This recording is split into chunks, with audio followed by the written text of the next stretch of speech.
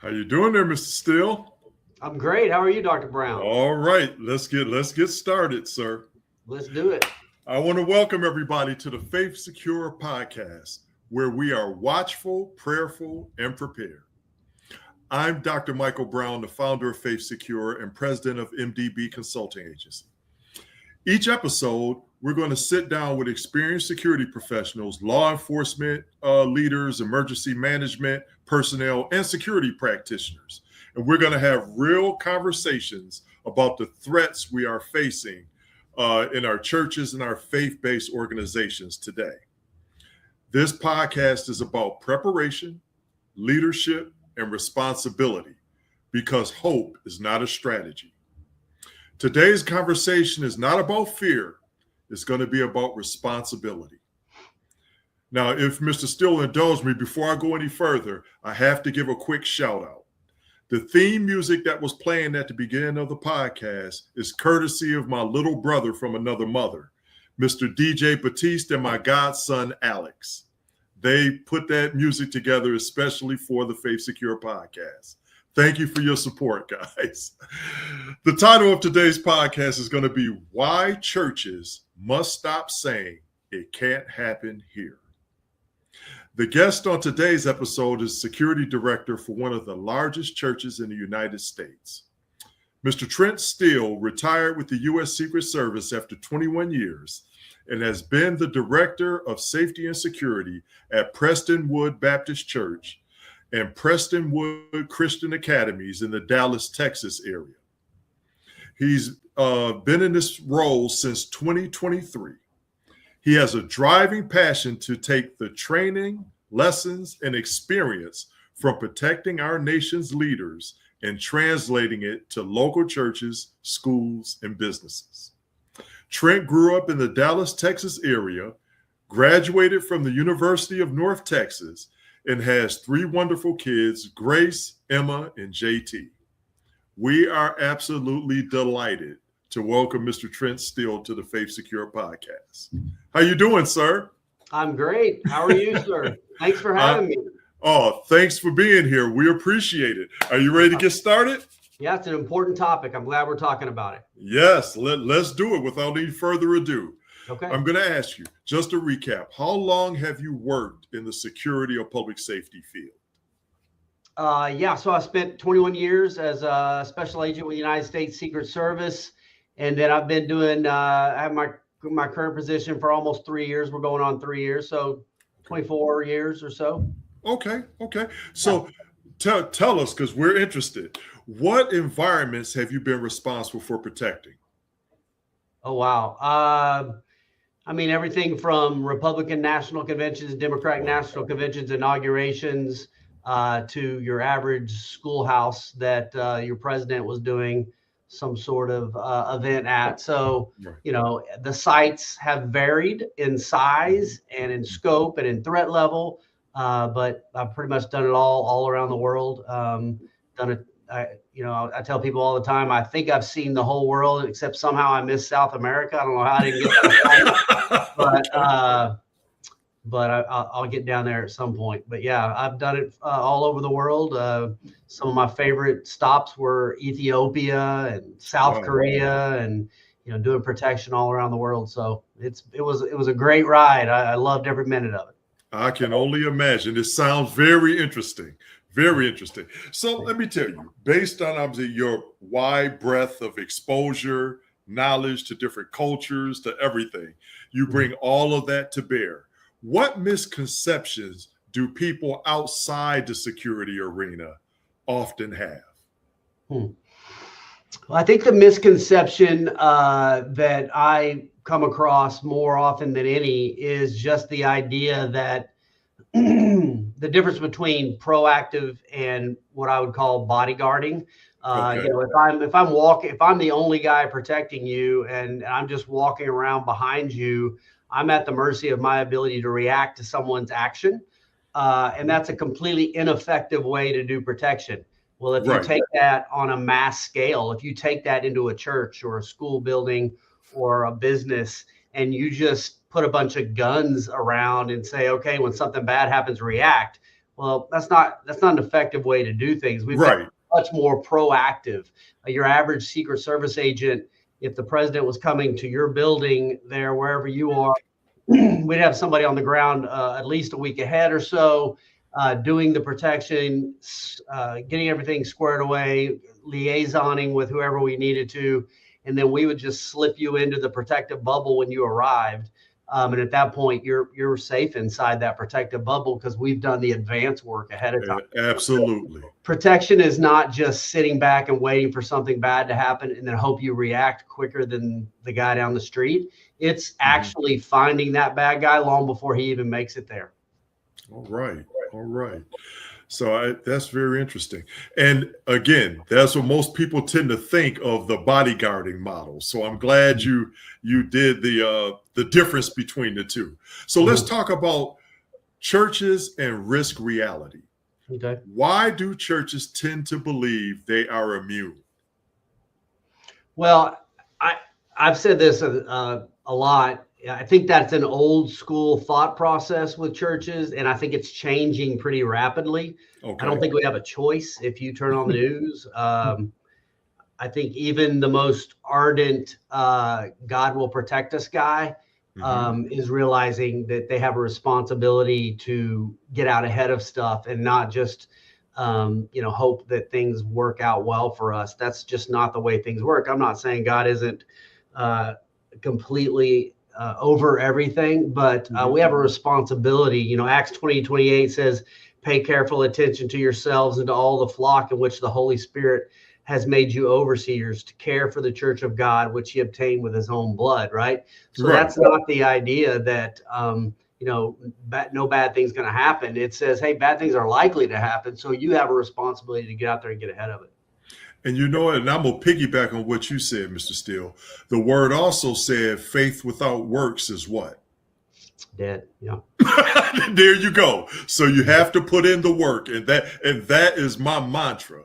Yeah. Okay. So tell me what warning signs are most often ignored?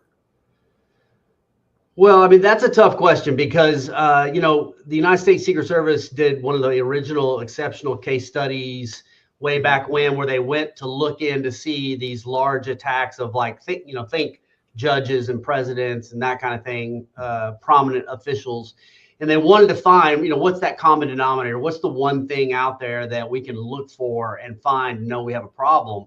And the reality is, once they did that, they found that, hey, there's really no one thing to find, right? It's not a racial thing. It's not a whatever. It ultimately is. And the only thing we can really hang our hat on is what has been termed left of bang, right?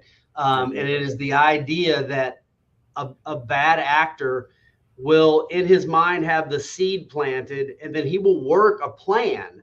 He's doing it predominantly covertly, but he is working a plan. And if you can find that guy left of bang during that plan, then you can have real victory. Again, that's proactive big time, right?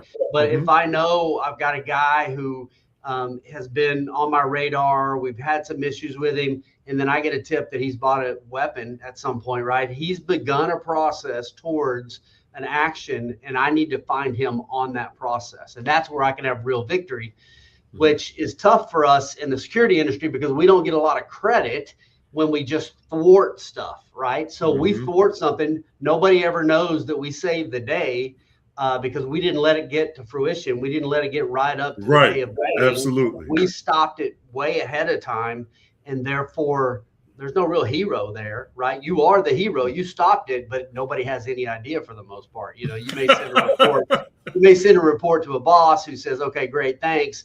He has no idea that you just thwarted a school shooting 10 months down the road, 5 months down the road. So it's that's Absolutely. The way good security works, and you have to be okay with that. And I think that's important for everybody to understand. So you mentioned a couple of things there I just wanted to bring out. You mentioned sometimes the intelligence component in the church setting is overlooked. And you also mentioned that it's hard to quantify when security is effective. I mean, it really is. I mean, I tell my team all the time, if we catch a guy that's going to cause a problem in the worship center, Everybody will come tell me great job, and I will tell you we failed. And so letting that guy get that close to the problem is ultimately not a win, as much as everybody in the world may think it is. The reality is it's just not. We've got to be much more effective about finding them. Again, we're going to talk a little bit about pushing the perimeter out, that kind of thing. Absolutely. Yeah. So now, having said that, what does complacency usually look like before an incident? Yeah. So I get in trouble for this one, but one of the ways that I'm seeing it all the time right now is cell phones. My guys, my team, I see it all the time from some of my officers, both contract, off duty.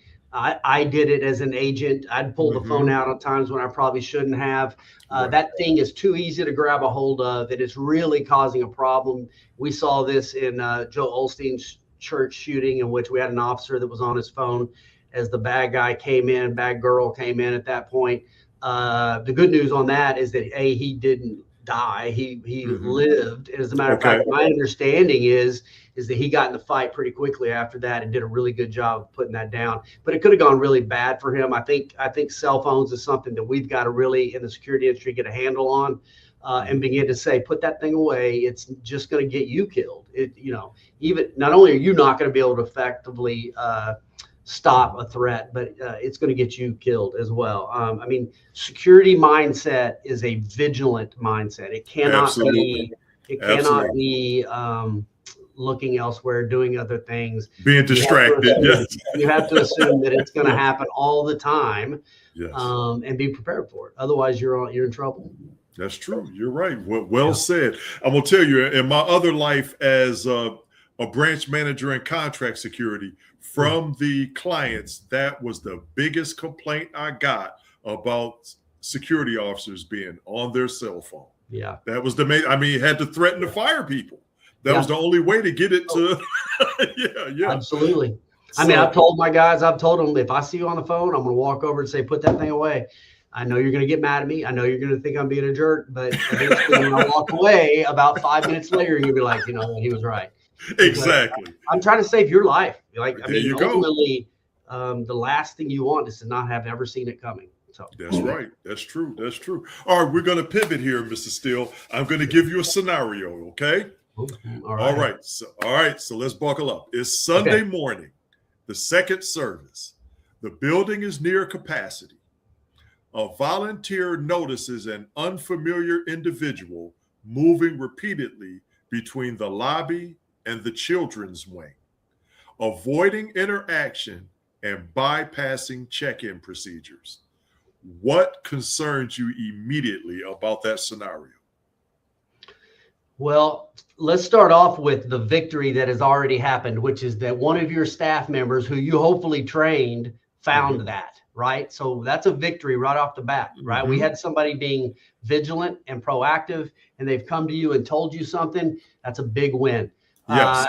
Ultimately, something's got to be done about it. The worst possible thing you could do is monitor the situation. And so at that point, as I'm approaching the guy, the thing that's most concerning to me as I'm approaching him is, where are his hands?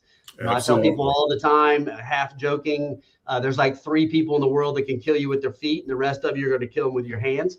And so if I'm approaching anyone, pretty much, the first thing I want to know is, where can I see his hands? Does he have anything in his hands? Are his hands in a place where he could be getting a weapon, that kind of a thing? So as I'm approaching the person, I'm seeing that. That's law enforcement 101 stuff, right? That's the initial thing right off the bat. Okay. What should be done in the moment when this happens? So, Dr. Brown, where are we again? Okay, we are at a church. We are at a church. Well, don't you think at a church, one of the things we should be doing is talking to people? So it's really not out of the ordinary. And I tell my guys all the time, hey, go talk to them. Go figure out, is the guy lost? Is he going through a divorce? Is he having a mental breakdown? Is he just wandering around? You got to figure that out pretty quickly. And the way to do that is just to go up and talk to this guy and just say, hey, my name's Trent. I work here at Prestonwood. Is there anything I can do to help there you go. Find where you're headed? And then now, if he's a bad actor, we've put him on notice that we see you, bro. Yes. You're not hiding it. You're not hiding. You're being watched. Yeah. You need to get a handle on what you got going on. You need to get out of here or whatever. And if he's a bad actor and he's really going to cause a problem, that's going to happen right there. At least we didn't wait till he got back where the kids were or in that area. Absolutely. Yeah. We just need to be proactive about that situation. Go talk to the guy. And as I said, it can't be overstated how big a deterrent is just going up engaging somebody with, how can I help you? Yeah, 100%. I mean, it's a big deterrent. Okay, so what preparation should already exist? Yeah, training, right? I mean, training, right? I literally tell people all the time, I train everyone and I train a lot. And when I say everyone, I mean every staff member, every volunteer, everyone that works with us on our security volunteer team. They go through an hour-long little training that I put together that talks about kind of my theories on protection and that kind of stuff. And it's me saying to them, look, I don't need you to go fix the problem. I need you to find it. If you find it, just let me know. I got a whole team of guys that'll go handle what the problem is, but I need your eyes and I need that training from you. And it sounds like in your scenario that works out. Right. Absolutely. So what mistakes do churches commonly make in these situations? Yeah. So we saw that in White Settlement where they ended up having to shoot the guy from 30 yards after he stood up and shot somebody. Great shot. I would not be able to make that shot. I'm pretty sure that was to his credit. Great man. Met him. But I mean, what needs to be done and what can't be done is that we can't just monitor the situation. Right. We can't say, looks like we got a problem, let's keep an eye on it. We got to go figure out if we have a problem as far away from the people we love as possible. If you knew that, whatever the cartel was coming to your house to kill your family, the last thing you'd do is have that gunfight right there in the middle of your living room. You'd meet them outside and tell your family to bear down in the living room. And so that's the mentality you have to have. Right. You got to push the perimeter out, find it as far as possible, and you can't just monitor it. You can't be afraid of the situation. You can't be afraid to maybe offend someone. I'm not saying walk up to them and say, hey, bro, what's up? But you can walk up and say, hey, welcome to Prestonwood. Welcome to the church. How can I help you? Is there anything I can point you in the right direction? And at that point, again, you've set them on notice that they're there. Right. That's true. That's true. Okay, we're going to pivot. I want to discuss some leadership takeaways with you. Okay. Okay. All right. Give me one thing every church should address this year. I like to get myself in trouble. All right. So you're among friends here, Mr. Steele. Go ahead. All right. Yeah. Nobody's going to see this. Now, here's the reality of it. I, Trent Steele, cannot fix an elevator. So I cannot go do the facilities job.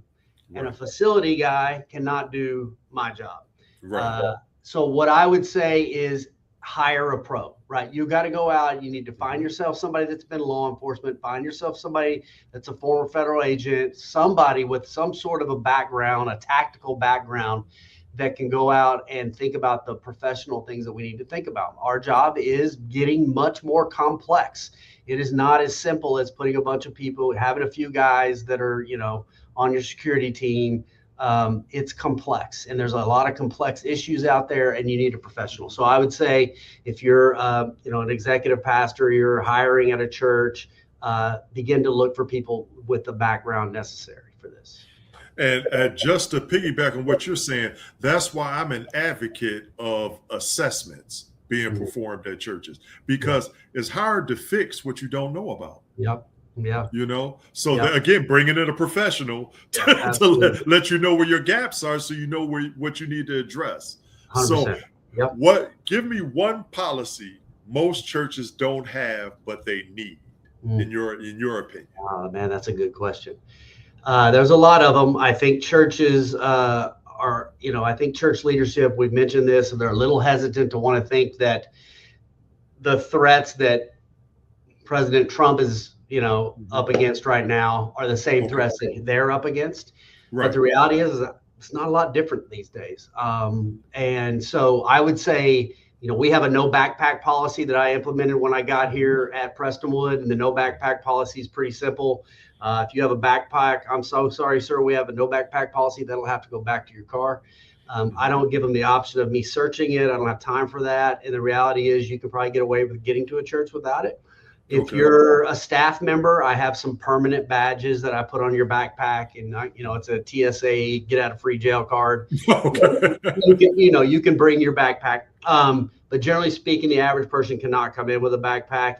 If it's a diaper bag with a baby, fine, you can bring it in. It just has to stay with the baby. And so I really think that's an important thing. I mean, if you ask me to predict what I think could be some issues for us down the road as we go forward, it would be that type of explosive, or even carrying a collapsible stock rifle in a backpack, that kind of a thing. Drones are a threat that most people don't think about, but the reality is a drone can drop a payload on people. If you have drones up above you and they're not your drones, you should be finding out who's driving that thing and tell them to bring it down. So there's a lot of threats out there that people don't think about that I think we really need to get out ahead of. That's true. That's true. And the drone, that was a good point there, Mr. Steele. Thank you for bringing that up. So let me ask you this. Okay. What would be the best starting point for churches with limited budgets? Oh, that's a good question. A local PD, the local PD will come work with you for sure. I mean, you can call you can call me. You can get a hold of me on LinkedIn and I'll talk to you about it. You can reach out to your local kind of mega church guy. They usually got a director of safety and security. I'm on a group with a whole bunch of guys across the nation that are just fantastic. We learn from each other a lot. And so, get yourself with some other churches, get on some sort of a app together and start to talk a little bit about some things you're doing and stuff like that. But there are people out there. I mean, in the Christian world, we're out there trying to help each other anyway. So there you go. Don't hesitate to reach out at all. You can find me on LinkedIn if you want. Okay. Well, thank you for that. Yeah. And in closing, I'm going to get you out of here with this question. Okay. Any final advice for our viewers? Oh, man. Look, I'm a big, I have 4 basic things that I'm a big believer in. I mean, I could talk about this all day. You and I could sit here and love it. I love it. There's like 4 things in the world I'd love to talk about all day, and this is one of them. So be proactive first and foremost.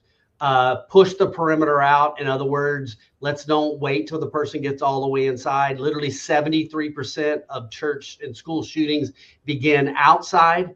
They're doing us a favor by doing that. And so if we can take that fight to them outside, that is a win for us. So push the perimeter out. Use drones, use people, use a truck, use whatever you got to do, but push the perimeter out. Don't just stand there at the doors. Train your people, train everyone, and train often as much as possible. Go through scenarios, just table talk scenarios all the time, how you're going to handle them. And then I'm a big believer in communication. Communication is king. What is the point of me finding the bad guy in the parking lot if I can't radio back in to the guys inside and tell them to start locking people down? If I can do that, I can save a lot of lives. But if I don't have the ability to communicate it back inside, what's the point at that point? So communication is huge. You got to have that. Yeah. And Mr. Steele, you just suggested exactly that.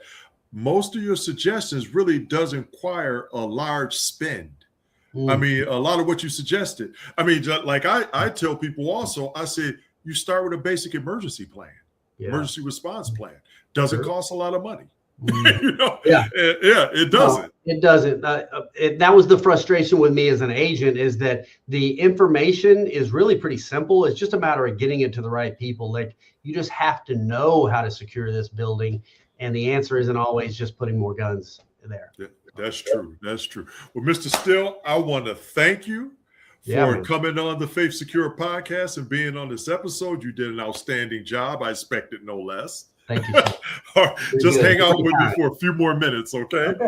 Yeah. And I want to thank you, the viewers, for joining us on this episode of the Faith Secure podcast. If today's conversation challenged or encouraged you, share it with a pastor, a church leader, a safety or security director who you think needs to hear it and can find some use in it. To learn more about training, assessments, or security protocols, you can connect with us on all of our social media platforms or connect with us directly at mdbconsultingagency.com/Faith Secure. Until next time, remember to be watchful, prayerful, and prepared. Thank you and God bless.